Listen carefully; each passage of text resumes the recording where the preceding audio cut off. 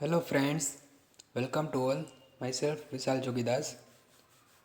Today we will discuss about piezoelectric transducer and this topic is covered in the subject of industrial instrumentation.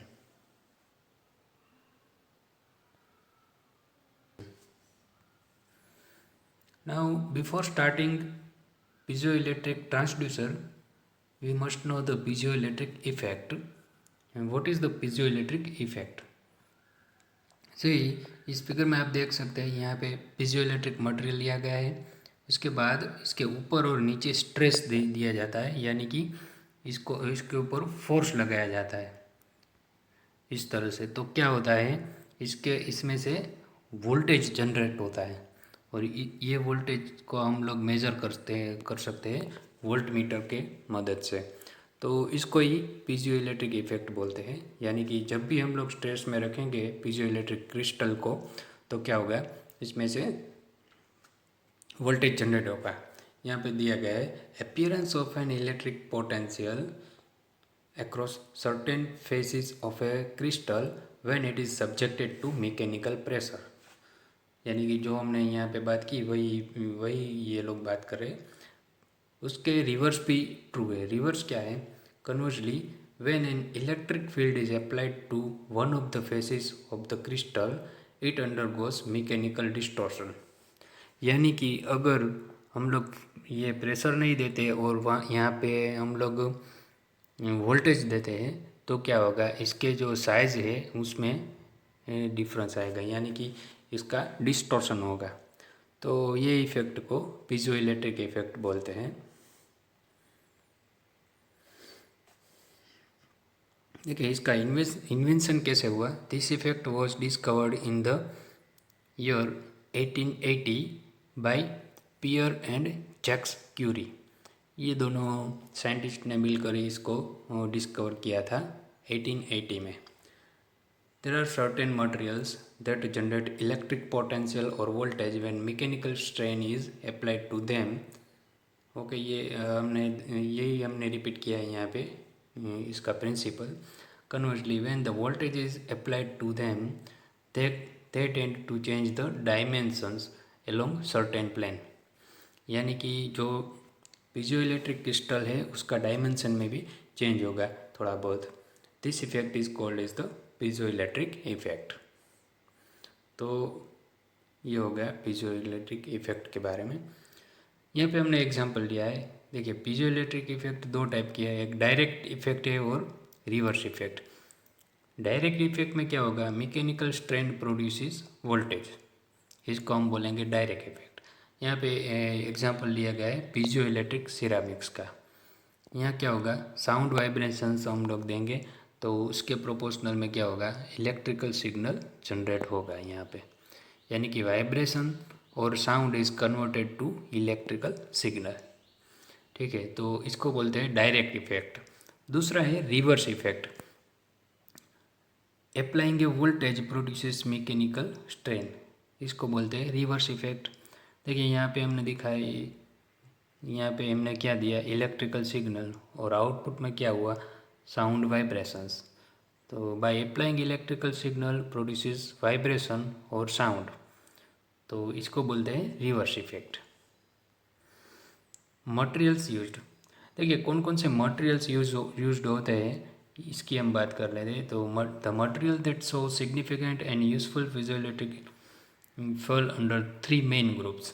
तीन group में ये material है। पहला कौन सा है, नेचुरल, यानी कि नेचुरल जो हमें मिलता है वो, उसमें ज़्यादातर क्वार्ट्ज क्रिस्टल का यूज़ होता है। तो एक तो क्वार्ट्ज है और दूसरा है रो चिली सॉल्ट, ये भी एक मटेरियल है। ठीक है, तो ये नेचुरल मटेरियल की बात हो गई। उसके बाद आता है सिंथेटिक मटेरियल। सिंथेटिक मटेरियल में कौन कौन सा है, lithium sulphate and ammonium dehydrogen phosphate. तो ये मटेरियल सिंथेटिक मटेरियल है, इसका भी हम लोग यूज़ कर सकते हैं। तीसरी कैटेगरी में है पोलराइज्ड फेरोइलेक्ट्रिक क्रिस्टल।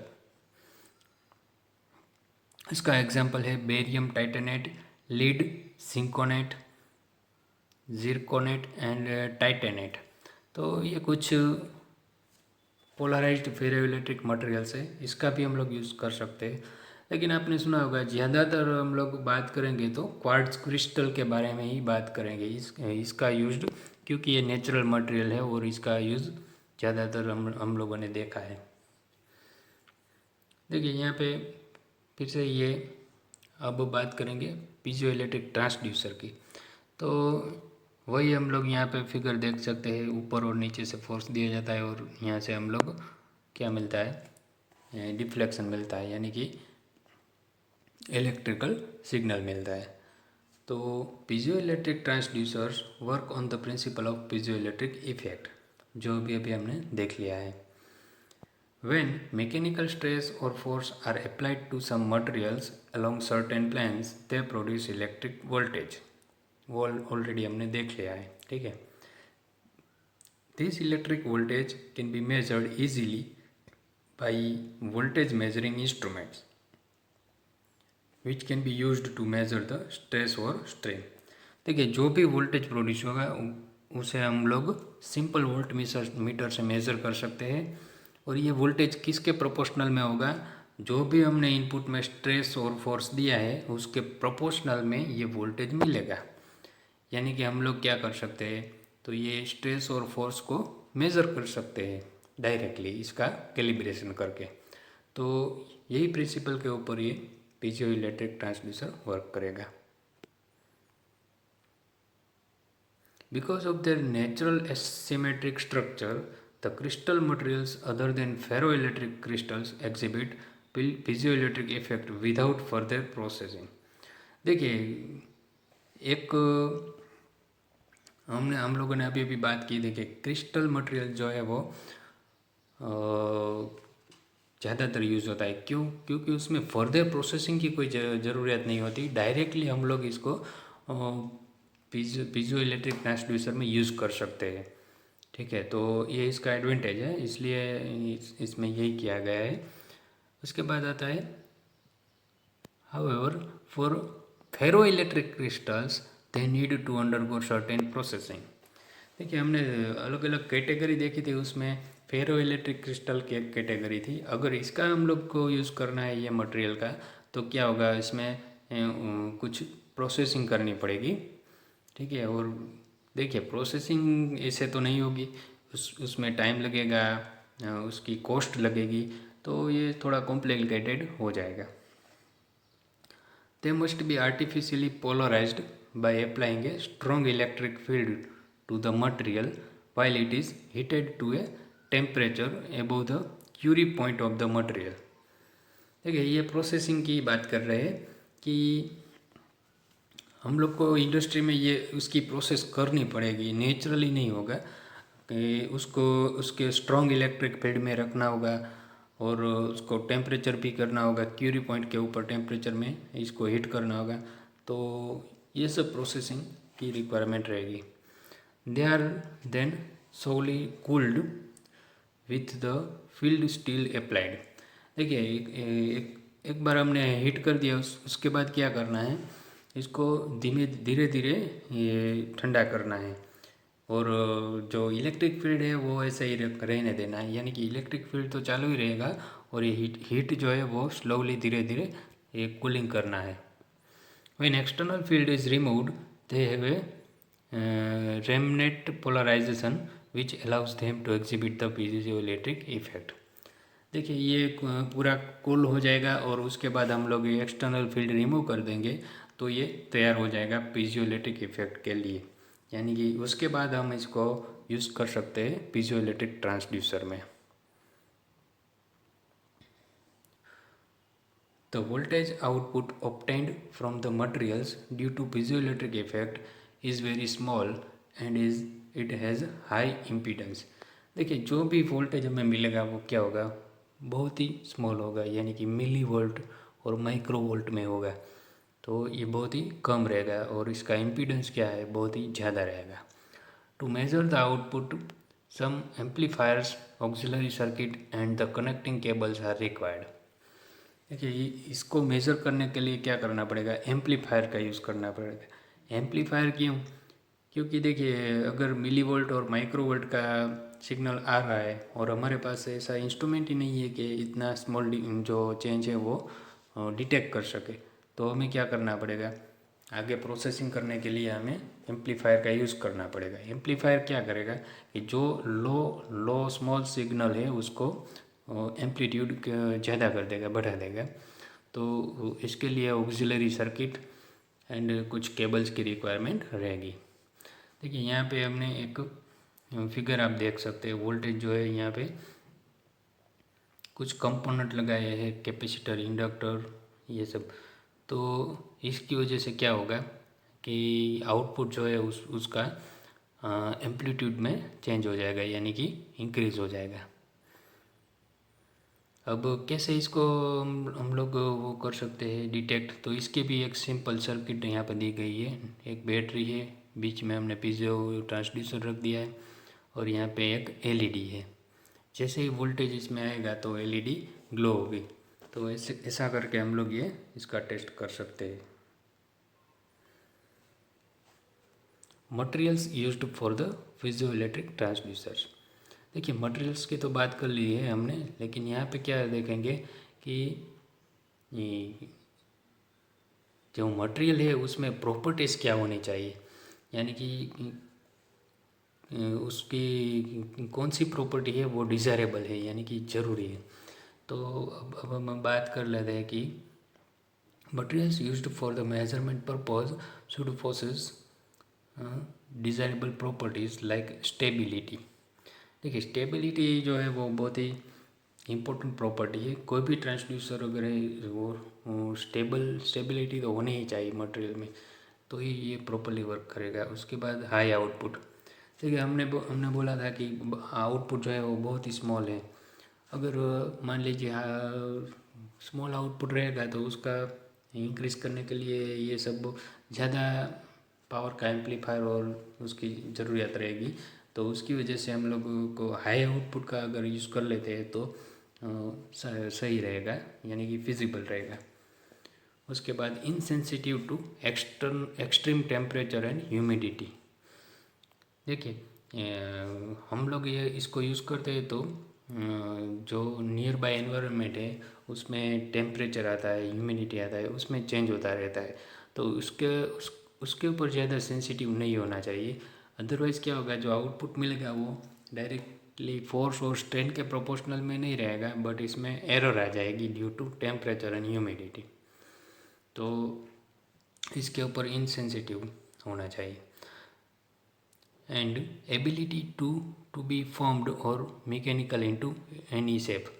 देखिए अब क्या है कि अलग अलग शेप में इसको हमें बनाना पड़ेगा, क्योंकि इसकी एप्लीकेशन के हिसाब से हमें ये बनाना पड़ेगा। कोई एप्लीकेशन ऐसी है कि वहाँ पे स्पेस कम है तो हमें छोटी साइज़ में बनाना पड़ेगा। तो इसके लिए क्या हो सकता है कि ये हम बना सकते हैं इसको। तो ऐसी एबिलिटी होनी चाहिए कि कोई भी हम शेप में इसको बना सकें। उसके बाद क्या प्रॉपर्टी है, but none of the materials exhibit piezoelectric effect possesses all the properties. देखिए ऐसा कोई मटेरियल नहीं है कि हमें जो भी प्रॉपर्टी चाहिए वो सब उसमें इनबिल्ट हो, यानी कि हमारी रिक्वायरमेंट के हिसाब से हम लोग चूज़ कर सकते हैं कि कैसा मटेरियल हम चूज़ करें। क्योंकि इसमें ऐसा है कि अगर मान लीजिए हमें एक्सट्रीम टेम्परेचर और ह्यूमिडिटी की रेंज में हमें वर्क करना है तो मटेरियल ऐसा होना चाहिए कि इसके टेम्परेचर और ह्यूमिडिटी में इनसेंसिटिव होना चाहिए। उसके बाद अगर दूसरी प्रॉपर्टी अगर कम है तो चलेगा, लेकिन इसका तो इनसेंसिटिव होना ही चाहिए। ऐसे पर्टिकुलर एप्लीकेशन के लिए हम लोग इसको यूज़ कर सकते हैं।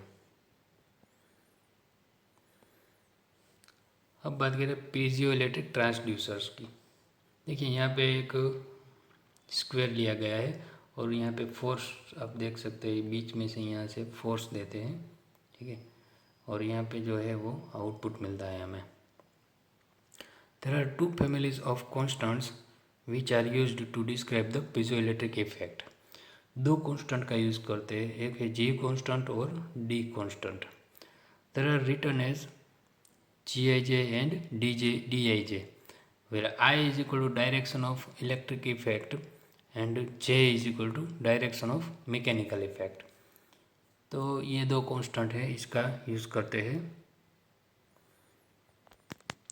एग्जांपल्स ऑफ पीजोइलेक्ट्रिक मटेरियल, कौन कौन से एग्जांपल है? देखिए हमने ऑलरेडी देख लिए है कि भाई क्वार्ट्स का नाम हमने सुना है, रोचेली सोल्ट का सुना है, बेरियम टाइटेनेट, उसके बाद है लीड जिरकोनेट टाइटेनेट। तो ये कुछ मटेरियल्स है, इसका हम लोग यूज़ कर सकते हैं पीजोइलेक्ट्रिक ट्रांसड्यूसर बनाने के लिए। यहाँ पे देखिए ये पीस दिया गया है, इसकी thickness, share vibration of the quartz crystal plate. और यहाँ पे देखिए ये metal electrodes on the opposite side. यहाँ पे देखिए ये मेटल इलेक्ट्रोड्स दिए गए हैं, उसके बाद ये क्वार्ट्ज प्लेट है नीचे, और नीचे जो दो है वो है क्या है, कॉन्टैक्ट है। तो इस तरह से हम लोग मटेरियल्स का यूज़ करके पीजोइलेक्ट्रिक ट्रांसड्यूसर बना सकते हैं। अब देखते हैं इसका कंस्ट्रक्शन, ट्रांसड्यूसर का कंस्ट्रक्शन देखते हैं। देखिए यहाँ पे फिगर में हम लोग देख सकते हैं कि नीचे क्या है, बेस है यहाँ पे, ठीक है। और ये जो ब्लू कलर का है ये क्या है, क्रिस्टल है, और क्रिस्टल में से ही हम लोग ने आउटपुट लिया है। ये हम लोग ऑलरेडी देख चुके हैं कि कैसे आउटपुट जनरेट होता है, ठीक है। अब यहाँ पे देखिए ऊपर क्या दिया गया है, फोर्स समिंग मीटर, ठीक है। यहाँ पे फोर्स हम अप्लाई करेंगे।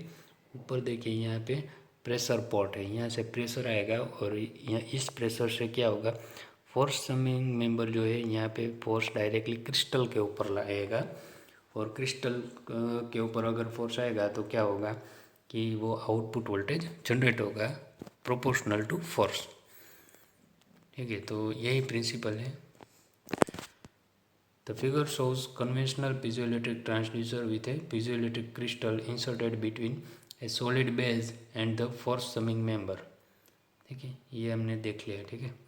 उसके बाद देखते हैं, if a force is applied on the pressure pot, यानी कि यहाँ पे अगर फोर्स अप्लाई करते हैं तो क्या होता है, the same force will fall on the force summing member, यानी कि यही फोर्स यहाँ पे आएगा, यानी कि फोर्स समिंग मेंबर पे आएगा।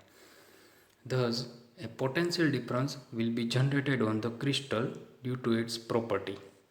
देखिए क्रिस्टल की प्रॉपर्टी है, उसके ऊपर जैसे ही फोर्स आएगा वैसे क्या होगा, पोटेंशियल डिफरेंस जनरेट होगा। The voltage produced will be proportional to the magnitude of the applied force. जो भी वोल्टेज यहाँ से जनरेट होगा वो डायरेक्टली जो भी फोर्स हमने अप्लाई किया था उसके प्रोपोर्शनल में हमें मिलेगा।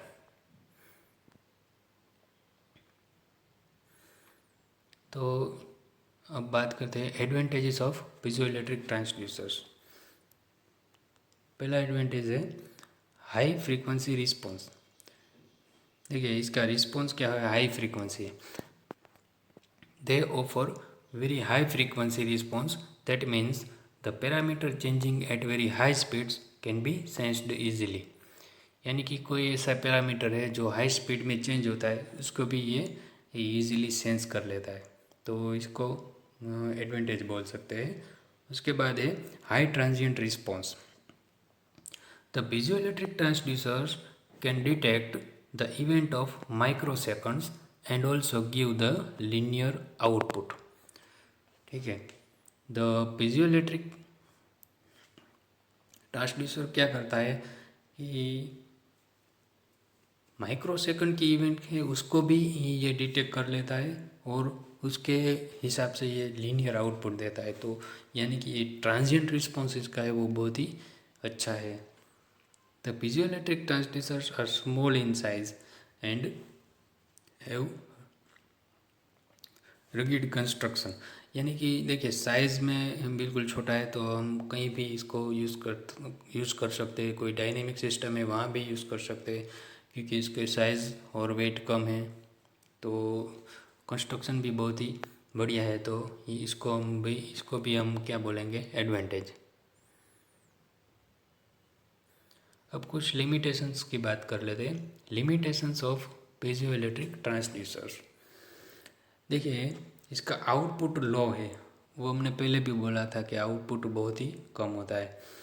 The output obtained from the piezoelectric transducer is low, so external electronic circuit has to be connected. अब एक्सटर्नल सर्किट में क्या कनेक्ट करेंगे, तो एम्पलीफायर का यूज़ करेंगे। इसका आउटपुट लेवल को इंक्रीज करने के लिए क्या करेंगे, एम्पलीफायर का यूज़ करना पड़ेगा। और एम्पलीफायर भी बहुत ही आजकल तो आईसी में अवेलेबल है, बहुत सारी आईसी अवेलेबल है एम्पलीफाई करने के लिए। तो एज़ पर आवर रिक्वायरमेंट हम लोग चूज कर सकते हैं कि कितना इंक्रीज करना है आउटपुट को। उसके बाद है हाई इम्पीडेंस। देखिए, piezoelectric crystals have high impedance, so they have to connected to the amplifier and the auxiliary circuit, which have the potential to cause errors in the measurement. To reduce these errors, amplifiers, high input impedance and long cables should be used. देखिए, ये high impedance की वजह से क्या होगा, losses का problem होगा, ठीक है। और ये ऑक्सिलरी सर्किट और ये सब हम लोग यूज़ करते हैं, तो उसमें एरर आने की संभावना है। तो क्या करना पड़ेगा, इसको रिड्यूस करने के लिए क्या सॉल्यूशन है। Amplifier, high input impedance and long cable should be used, यानी कि जो भी हम लोग एम्पलीफायर यूज़ करेंगे उनका इम्पीडेंस कितना होना चाहिए, हाई इनपुट इम्पीडेंस होगा, और लॉन्ग केबल यूज़ करेंगे तो इस एरर को हम रिड्यूस कर सकते हैं। उसके बाद है क्या है, फॉर्मिंग इनटू शेप। देखिए, it is very difficult to give the desired shape to the crystals with sufficient strength. देखिए, हम शेप में अगर इसमें दो बातें हैं, अगर हम लोग हमारा डिज़ायर्ड शेप में इसको बनाएंगे तो इसकी स्ट्रेंथ कम हो जाएगी। तो दोनों है, अगर स्ट्रेंथ सही रखनी है तो अगर हम लोग सही शेप में नहीं रख पाएंगे, तो ऐसी कई बार दिक्कत होती है। तो इसे भी हम लोग लिमिटेशन बोल सकते हैं। देखिए, शेप में तो हो जाता है लेकिन ये डिफ़िकल्ट है। इसके बाद बात करते हैं applications of the piezoelectric transducers की। पहली एप्लीकेशन है, the piezoelectric transducers are more useful for the dynamic measurement. देखिए, डायनेमिक मेजरमेंट यानी कि जो पैरामीटर कंटिन्यूसली चेंज होता है उसे हम डायनेमिक बोलते हैं। यहाँ पे दिया गया है, it means the parameters that are changing at the fast rate. This is because the potential developed under the static conditions is not held by the instrument. Thus, piezoelectric crystals are primarily used measurement of quantities like surface roughness and also in accelerometers and vibration pickups. तो क्या है, dynamic measurement के लिए हम लोग इसका use कर सकते हैं, इसलिए हम लोग यूज़ करते हैं सरफेस रफनेस करने के लिए, और फिर एक्सेलेरोमीटर में भी हम लोग यूज़ कर सकते हैं, एंड वाइब्रेशन पिकअप्स। तो ये कुछ एप्लीकेशंस है यहाँ पे हम लोग यूज़ कर सकते हैं। उसके बाद है, for the same reasons they can be used for studying high speed phenomena like explosions and blast waves. देखिए, अब हाई स्पीड फेनोमेना है उसमें भी हम लोग यूज़ कर सकते हैं एक्सप्लोजन और ब्लास्ट वेव्स। एक्सप्लोजन कहाँ पे होता है, तो न्यूक्लियर टेस्ट अगर करते हैं तो उसमें भी एक्सप्लोजन होता है, ठीक है। तो ये कुछ टेस्ट करने के लिए इसका यूज़ कर सकते हैं। इसके बाद used along with the certain gauges for measurement of force, stress, vibration, etc. देखिए, along with certain gauges यानी कि हम लोग डायरेक्टली कहीं पे अगर पीजोइलेक्ट्रिक ट्रांसड्यूसर यूज़ नहीं कर सकते, लेकिन एज ए सेकेंडरी ट्रांसड्यूसर इसका यूज़ कर सकते हैं। फॉर एग्जांपल, फोर्स का तो हमने ऑलरेडी देखा है, ये ऐसे ही स्ट्रेस और वाइब्रेशंस का हम लोग यूज़ कर सकते हैं कि डायरेक्टली ये वाइब्रेशंस नहीं लगा, लेकिन वाइब्रेशंस और स्ट्रेस की वजह से जो डिस्प्लेसमेंट आएगा वो डिस्प्लेसमेंट का बाद में पीजो इलेक्ट्रिक ट्रांसड्यूसर यूज़ करके हम लोग इलेक्ट्रिकल सिग्नल में यूज़ कर सकते हैं। तो ऐसा करके हम लोग एज ए सेकेंडरी ट्रांसड्यूसर इसका यूज़ कर सकते हैं। The automotive companies used piezoelectric transducers to detect detonations in the engine blocks। देखिए यहाँ पे कुछ ऑटोमोटिव कंपनीज इसका यूज़ करती है इंजन ब्लॉक्स डिटोनेशंस के लिए, तो ये भी एप्लीकेशन है। उसके बाद है used in medical treatment, sonochemistry and industrial processing equipments for monitoring the power. तो ये कुछ इंस्ट्रूमेंट्स के नाम दिए गए हैं, मेडिकल बायोमेडिकल इंस्ट्रूमेंट। इसमें पावर मेज़र करने के लिए, पावर को मॉनिटर करने के लिए इसका यूज़ करते हैं।